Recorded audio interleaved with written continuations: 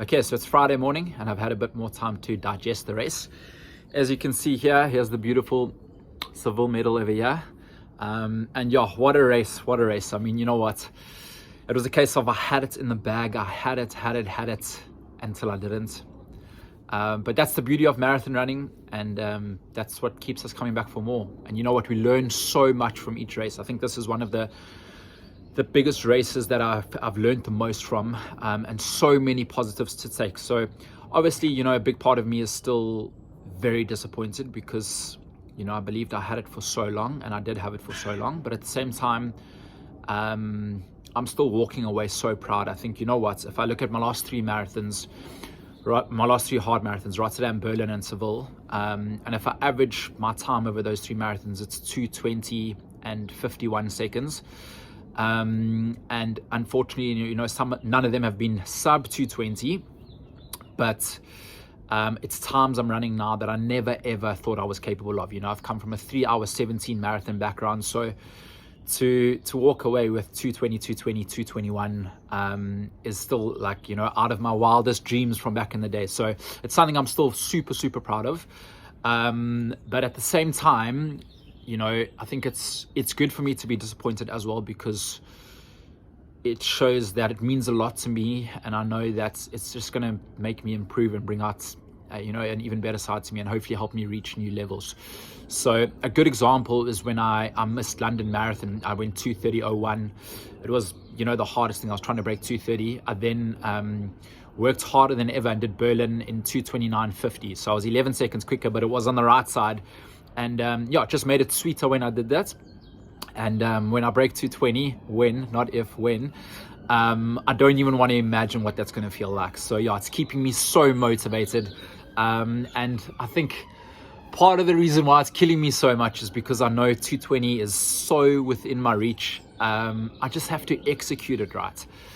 So that's the thing about marathon running, is it's not like a round of golf. You can't just, you know, have a round of golf, come back the next day and think you can have a better round. You can have a better round of golf. In marathon running, you need to respect the marathon, respect the process, you know, break your body down again, build back up again to give yourself the best possible chance. Otherwise, you're just setting yourself up for failure. So yeah, back to the drawing boards it is for me, but so much goodness to take. And yeah, I think, you know what, I'm going to share with you what was going through my mind. I did that video on what was going through my mind, but what was my thinking and sort of stuff you didn't see in that video, that I can share with you today. And then I'll go into my biggest learnings of the block. So you know what, before I get into it, the race, I just want to share a little bit about the elite marathon experience that I had. So that was absolutely incredible for me. I think, you know what, coming from sort of like a social runner's background, I've only ever got like 2 elite or sub-elite entries in my life. One was Berlin Marathon last year, and I'm doing Berlin again in September this year. It's got to be the one. And then the other one was this one now. And for Berlin, I kind of just, you know, put my bottles off at the hotel and that was it. With Seville now, I really embraced the experience. So that was something so surreal for me in so many ways, because, you know, I've never ever been at those levels or around those sort of runners before. So started from the day before, you go to the elite hotel, you drop your bottles off, and you know what, a part of it was like super overwhelming and intimidating. I mean, you see, like, you know, the Kenyan group, the Ethiopian group, Moroccan group, like people from Egypt, and it was sort of like, felt like a mini Olympics in a way. You look around and there's just Olympic tattoos everywhere. Like, you know, I'm a giant compared to a lot of these people. They're all like, you know, super elite, and you know, they're so focused, so disciplined. And it was just, you know what, a part of it, like I said, was intimidating and overwhelming, but a part of it was just so cool to be a part of. And I was like reminding myself, like, Nick, you've worked so hard to actually be here, and you need to enjoy it. You know, it makes those moments, those 100-mile weeks, those moments where you question yourself, question training, all that much worth it, because yeah, it's incredible.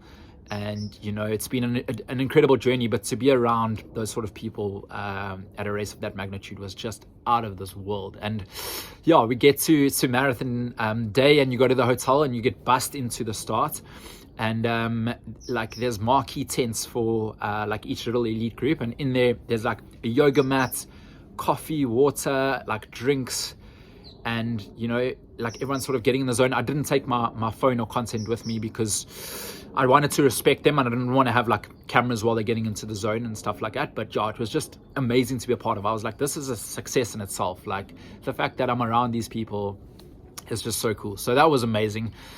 And yeah, an experience I'll never forget, and thank you so much to Seville once again for that. But yeah, okay, now getting into the race.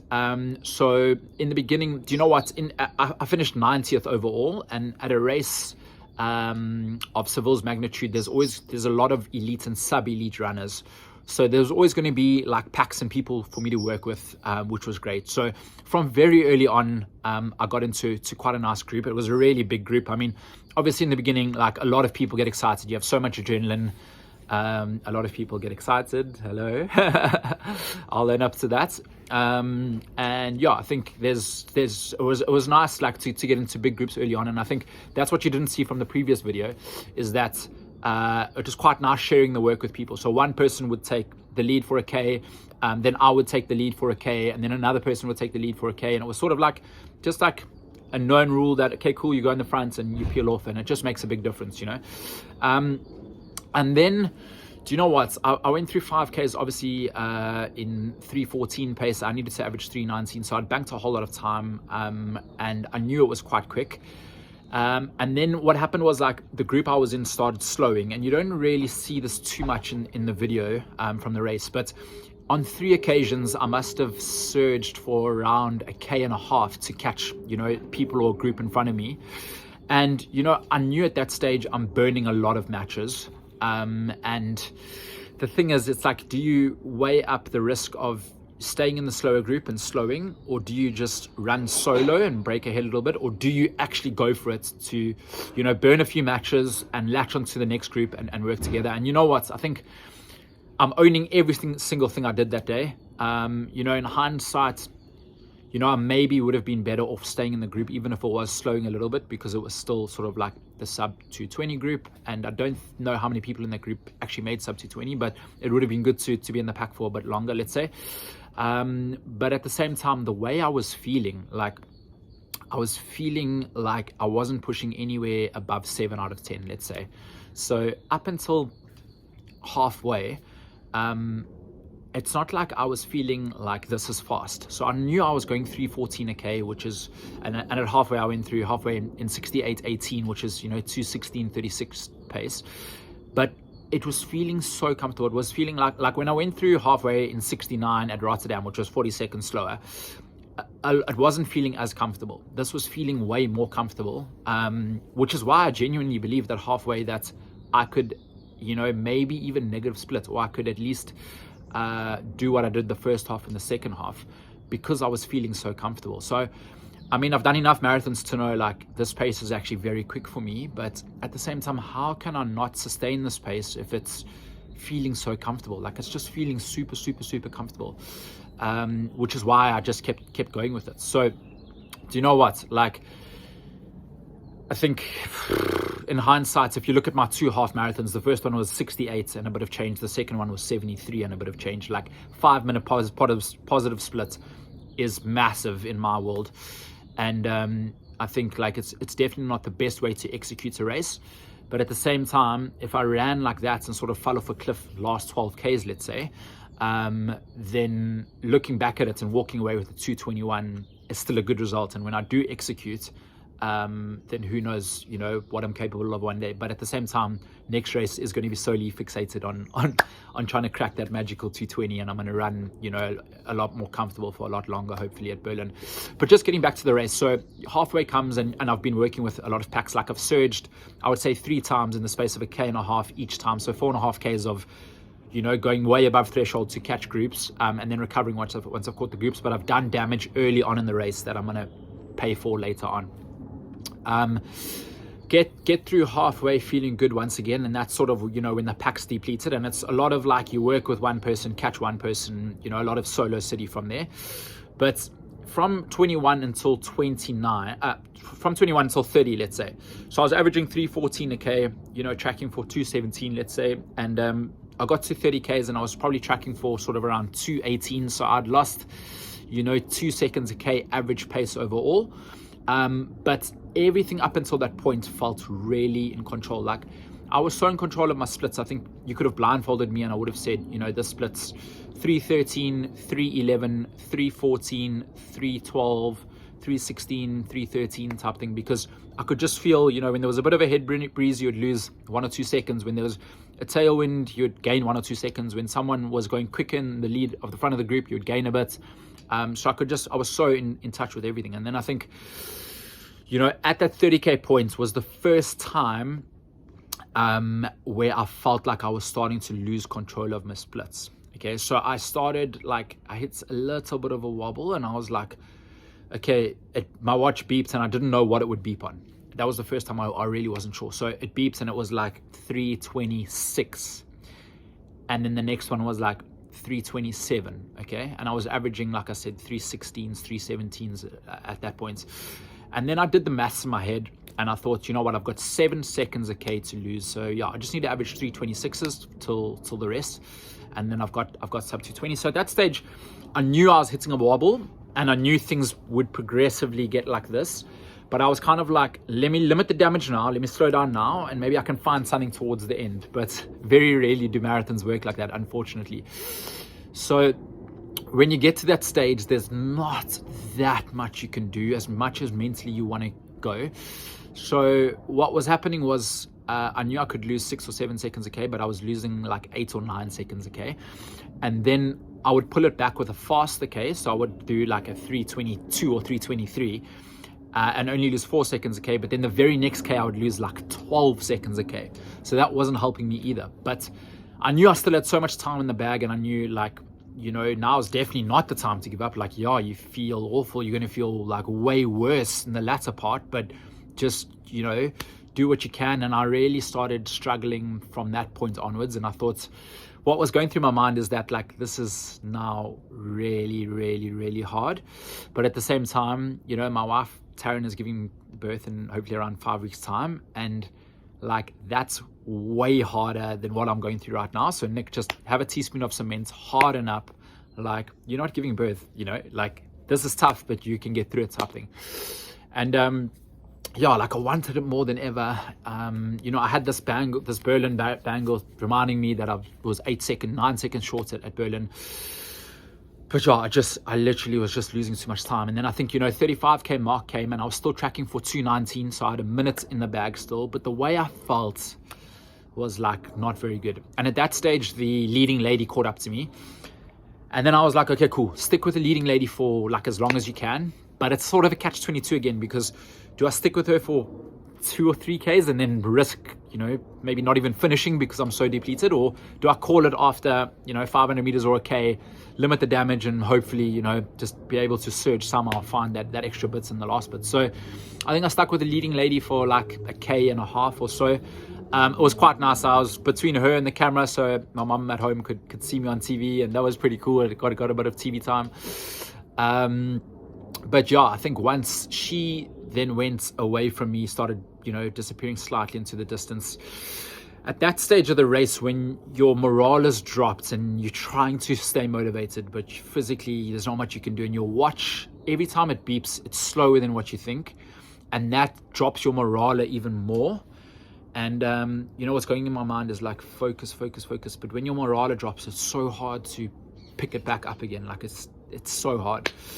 So that's what I was finding I needed to do. You know what? And then I went through the 40K mark, and I was bang on 220 pace. Like, you know, with any bit of life in the legs, I would have found something in that last bit. But at that stage, I knew, I was like, there's no ways. Like, I can't put in, you know, I can't put in 319 a K. You know, for the first 26 Ks, I was doing 314s for fun, and now I can't put in 2 Ks at 319. Like, that's just, it's not going to happen. So yeah, at that point, I realized that it's going to be another little while until I go again. And then it was like sort of just, you know, just survive until the end. I think, you know, coming down the finishing stretch, I loved that. I think the hard part to Seville, and for a lot of people that have done it or are doing it, like, just be careful. There's a whole bunch of finishing barriers, and at that stage of the race, your brain plays tricks on you. Like, you think you see what you want to see, and I saw the first barrier and I was like, oh, maybe it's on still, and then I was like, oh no. And then there were another 3 like booms, you go under, and then you turn a corner and there's another like few, and then it's the finish. So yeah, that stuff sort of messes with your mind as well. But yeah, I still appreciated the crowd. I enjoyed the finish. And once again, like, you know, it's just so much goodness to take from the race. I think as far as nutrition goes en route, I hit 7 of my 8 bottles that I had en route, so I can't complain about that. And then yeah, I finished, and obviously, like, I always take a bit of time to myself, and I went over to the side, and it was tough. Like, it was tough. And then I actually went to the medical tent. I've never been to a medical tent after a race ever in my life. It was sort of self-diagnosed in the medical tent, let's say. I didn't have to go, but I felt like I'd put myself in the red for quite a long period of the time, and I just emptied the tank, gave it my all. I was suffering and hanging in there for the last bit, that I felt like really depleted, and I wanted a bit of sugar or something to just bring me to life.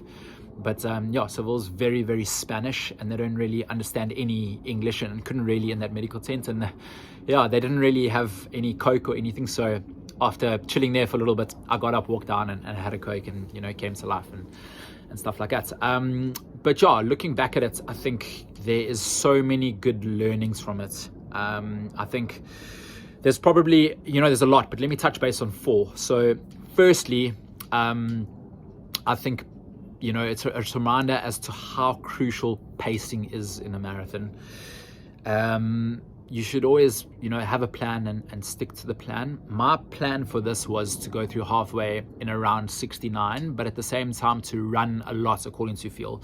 If I look at my Berlin marathon, where I went negative split and just missed 220, I think had I gone a little bit earlier or suffered for a little bit longer, I think I would have got it that day. So that's what my mentality was for this race. I've also, I think 4 of my last 8 marathons have been negative splits. So I thought, this one I'm going to risk it a little bit. Obviously, while being sensible, marathons are risk. You don't want to risk it too much. You need to respect the marathon. And if you go over threshold from early on, you're going to be in a whole lot of trouble.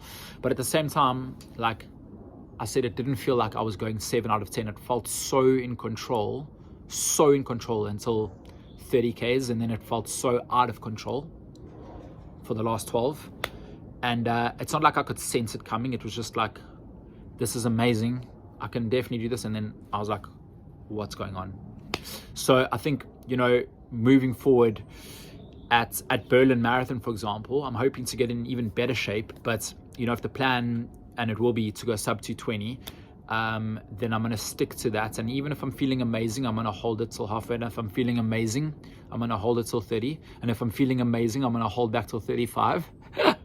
And then if I'm feeling amazing with like 4Ks to go, then I'll open the tank a little bit. But yeah, I think I'm going to be, you know what, it's crucial to be disciplined. And, you know, marathons, like I always say, you know, only start with 10Ks to go pretty much. So it's a reminder to me, a reminder to a lot of us out there, that even if you're feeling amazing, hold back. And then that last little bit, smash it.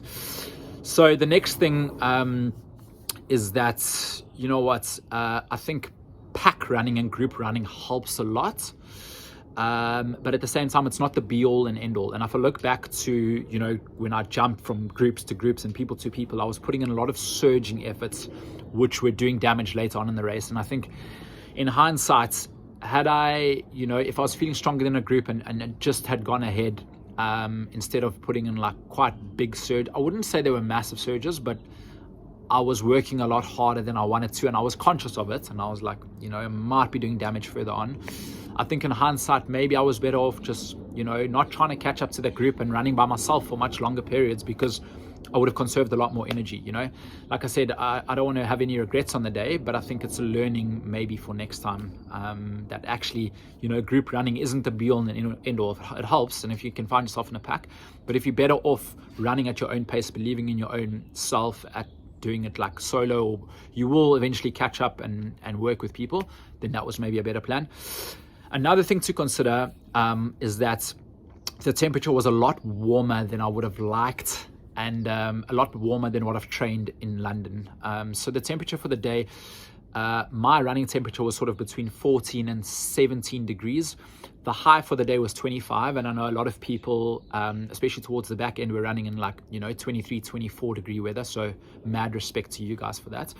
And I'm someone that thrives in colder weather. Like today, it's like 4 degrees outside here in London. Like, give me this all day, every day. Like, that keeps my core cool, and I just really run best in this sort of weather if I look at my PBs. So I think, you know what, the fact that it was probably at least 10 degrees warmer than, you know, what I'm used to and what I've trained in here, with, once again, you know, not making any excuses, but I should have maybe then been a little bit more cautious. I think, you know what, it's not like it was a surprise. I knew it was going to be that weather, so I hydrated well from the day before. I hydrated well from early on in the race. I did what I could, got my drinks, you know, poured cold water on me to stay cool. But at the same time, I think it just caught up to me a little bit at the end. And had it been cooler weather, maybe I could have kept my core cooler and, you know, executed I would have been able to maybe sustain the pace a bit longer. I don't know, would have, could have, should have. You know, a lot of people, a lot of elites and sub-elites didn't hit their time. And a lot of them said, you know, because it wasn't ideal conditions and it was maybe a little bit warmer than we had all hoped for. So yeah, just one of those things to bear in mind. I think I wouldn't have changed my expectations of not trying to break 220 because that was always the goal. But at the same time, maybe I should have gone through halfway a minute slower, and who knows, I could have had the same results. Who knows? And yeah, I think the other thing is just enjoying the process. And that's ultimately what I did. You know what's like, putting all your eggs into one basket is risky business in the marathon game. And you know, there's so much goodness came from this block. I think, you know, the fact that I won a 10k race, a half marathon race, I did a 10k PB. You know, there's so much goodness to come from it. And this was the searching for the cherry on the cake. But like I said, we still, you know, had a whole cake, and there's so much goodness. And I feel like this block has transformed my running, and I feel like I'm a stronger runner than I've ever been before, even though the time doesn't reflect it.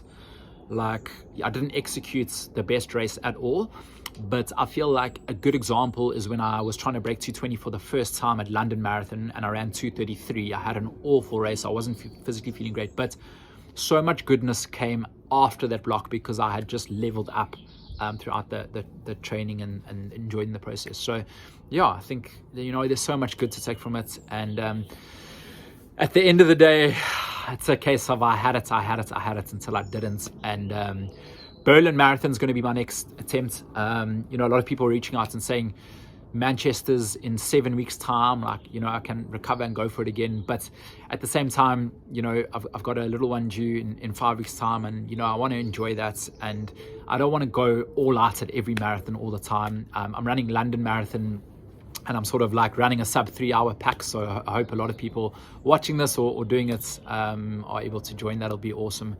And yeah, I think there's, you know, just like 220 for me is the goal, but it's actually a tiny thing because it's keeping me so motivated in so many different ways. It's bringing out the best in me. It's helping me reach levels that I never ever knew I was ever possible of. So like, ultimately, you know, it's going to happen, whether it's the next one or the next. I really hope it's the next one more than ever. But you know, it's a thing that's just bringing out the best in me. So yeah, you know, there's a lot of goodness to come from it as well. The fact that I just missed it means I'm going to do another build for Berlin, so I'll document that eight weeks out.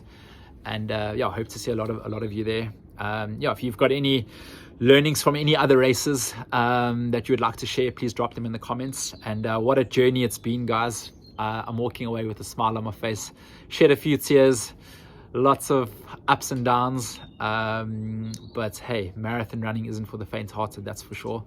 And good luck if you got a race coming up. I hope you're able to learn a lot from the way my block went and my race went, and I'm always learning and trying to improve. Well done to Team Best Athletics, who got the best overall average team for a club. Like, that's insane. Of all the clubs in Seville, Best Athletics got the best overall average time, which just blew my mind. So well done to my teammates. Phenomenal performance. It was an awesome weekend away. And yeah, thanks for the support once again. I've never felt support this much in my life. It was so cool to meet people there. You know, when I was finishing, so many people were like, did you do it? So yeah, thanks so much. And you know, thanks to Jake for getting some great content en route. And yeah, well done to Best Athletics teammates, to everyone who raced and PB'd, and good luck for your marathons coming up. Onwards and upwards we go again. Cheers, guys.